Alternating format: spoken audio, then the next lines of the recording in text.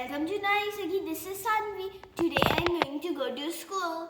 So before I go to school, my mom and I helped my mom cook a little bit. So I packed some cashews and some dates here.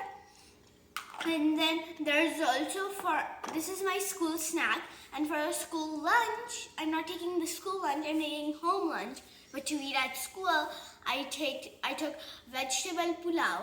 So here I'm eating. So this is at the beginning of the day for breakfast before I go to school.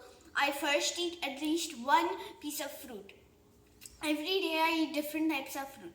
Today I'm going to eat an apple. And then after I'm done with it, then I'm going to eat dosa with the jaggery. So first I'm going to eat the apple.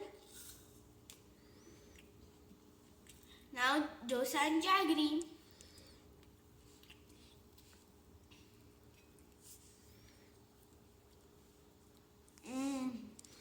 So now I'm going to go in school, and then I'm going to eat my meals there and my snack.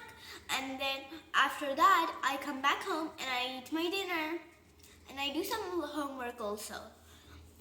So that's my school day. I can't show you how I'm going in school and everything because I'm going to go from the bus. So you can't come in there. So bye.